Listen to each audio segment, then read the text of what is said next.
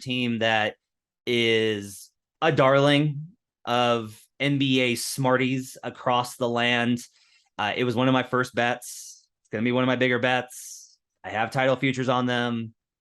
We're going to be betting them a lot. There's no way this can possibly go wrong. The Denver Nuggets, their over-under is 50.5. That's a low point at FanDuel. There's an under 52.5 at Circa and Superbook. Circa and Superbook are known as being some of the sharper books. They take larger limits, as well as those two books. I will say they have definite sides that they take on these things. And their side definitely is that the Denver Nuggets are going to whip ass this season. And there's a good reason for that, as this is a best bet for both Brandon and I to the over 50.5. Brandon, let's start with your projection on the Denver Nuggets. We love the Nuggets. We are going to say a lot of good things about the Nuggets in the next 10 minutes. And it's because I have the Nuggets projected as the number one offense in the NBA this season. I have them 12th defensively. That puts them at 50 to 58 wins. That is almost entirely over our number here. They are virtually a guaranteed top 5 offense. And the virtually word there just means, please God, don't let Jokic get hurt. And they're going to be very good. When your offense is this good, your team is really, really good. We'll talk through it. The end for me is I think that there's a world where this is just the best team in basketball, period. I think that's in play for these Denver Nuggets. I think regular season, absolutely. I think the only way that I'm going to be able to say that they're the best team in basketball, period, is they're going to have to actually do it and win the title. Okay, that's fair. That's fair. But I will say that this could be a team that everyone's looking at, much like the Suns last year, where there was a lot of, why are we not just betting the Suns to win the title? Look how much better they are than everybody else. The Denver Nuggets are a great candidate to potentially be that team this season at a plus number. When they put out best record in the conference, best record in the league, the Nuggets are probably going to be a very sexy play. There's good reasons for this, guys. This is not just like getting the hype over whatever. You look at the floor last season, 48 wins without 2 starters. They lost MPJ after 9 games, and he was honestly bad in the ones that he played in. They lost Jamal Murray for the entire season when they were supposed to get him back. They had the worst bench in the league. Bench units are often wild from year to year. There's a little bit of variance in there in terms of how these teams play. That bench last year was literally the worst bench I've ever seen. It was a toxic combination of an undersized point guard and Facu Campazzo that also can't shoot, along with bigs that have no rim gravity because they thought that they could get by with a small ball option. That did not work, which is why they overhauled the team. Their defense fell off in the second half of the year, in large part because a lot of guys that were supposed to be bench players were playing extremely heavy minutes. Will Barton's a good example of this. Not a guy that was going to be on the bench. He was going to start this season. But Will had to play so many minutes in November, it definitely cost him late in the season. He had no energy by the end of the year. But they still chose to upgrade on Barton, adding in significant upgrades all over the place. Let's start with an overall trend here. Everyone knows about Jokic. Everyone talks about Jokic. That's great. That's awesome. Let's talk about Michael Malone, a criminally underrated coach, just because he is not, a lot of the way that these coaches are talked about is basically, do you run nice ATOs? That's generally the sentiment. Being a coach in the NBA is about being a CEO. Michael Malone has proven to be one of the best coaches in the league at this. He has strong connections and relationships with all of his players. He is definitely a maniac. I'll just say that. Like, he's an intense dude, but his message has never really wavered. There was a lot of talk about last season about whether or not it was starting to, and he still has the confidence of everybody. I think how they responded in that series versus the Warriors, and you say, yeah, but they got annihilated in 5 games. The fact that they went down 0-2 and were fighting on the bench and everything looked horrible. They came back and were competitive in game 3, won game 4, and hung around in game 5. There actually is something to that as far as the team still responding to Malone. More importantly, the Nuggets have gone over their win total in every season under Michael Malone, except for 2020, which was the truncated year. They showed up to the bubble with about a third of their players, which impacted that as well. But if the season had probably gone on, they probably still wind up going over. They go over every year, no matter what the standards are. Make the Western Conference Finals, they're still probably going to go over the following season. Like, they went over the following season. It's crazy. Lose 2 starters, go over. It's crazy how consistent they are. They've gotten specific upgrades on the bench and on the defense. Will Barton for KCP is not a minor upgrade. That's a younger player that shoots better on catch and shoot, who's a much, much, much better defender. He was the number 1 upgrade that they were targeting, and they got him. They added Bruce Brown off the bench as a connector. He's going to fit very well both with and without Jokic. Jamal Murray returns after a full year off. He's been in runs. He's already in the gym with the Nuggets playing. Zeke Naji has added muscle, which is going to help their front court rotation, which is good because otherwise they're going to have to play DeAndre Jordan. And MPJ returns likely at full health. He says he's 100%. This roster is absolutely stacked, Brandon.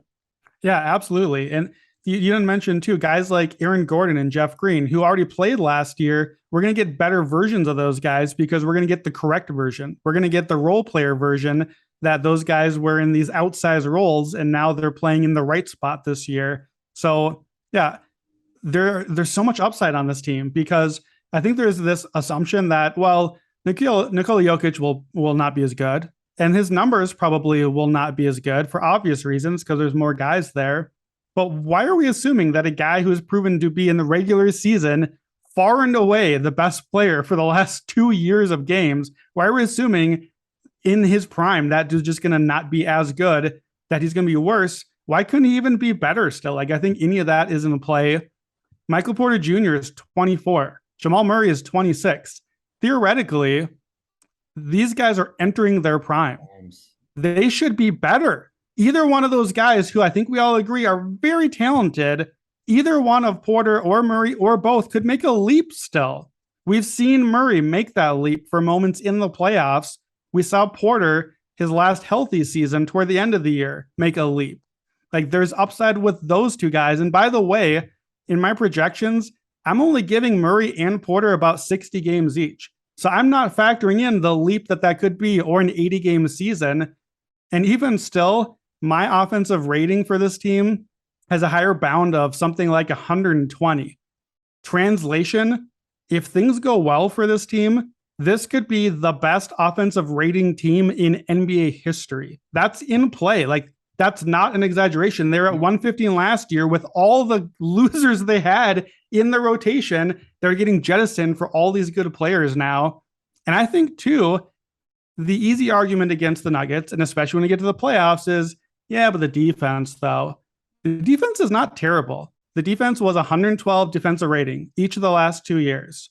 That's a decent floor. That was basically at or above league average both years. I think they finished 15th and 12th in those years. They add KCP, who's a good defender, like you said. They add Bruce Brown. They add Aaron Gordon in the right role, which is going to matter. I think there is a better argument for this team to be a fringe top 10 defense than there is to be a bottom 10 defense, which I think is the perception of what the Nuggets are. I think we think of the Nuggets like those Blazers teams where, like, all right, well, they're like third on offense and 25th on defense. They're not. This is a good team with a high floor defense and an elite ceiling offense. Last year, they were plus 1.6 in Pythagorean differential, which means that they won more games than they should have. As I've talked about in previous episodes, the trend is very surprising. I know this doesn't make sense, but I'm just telling you, those teams tend to go over about 58% clip. The reality of this is that the teams basically, the market overreacts to those teams based off of the Pythagorean wins. They mark the line closer to what they should have won rather than what they did win. And that impacts where the number lands. So if you kind of factor in everything, and this makes sense, is adding Michael Porter Jr. and Jamal Murray really worth 2.5 wins? That's it.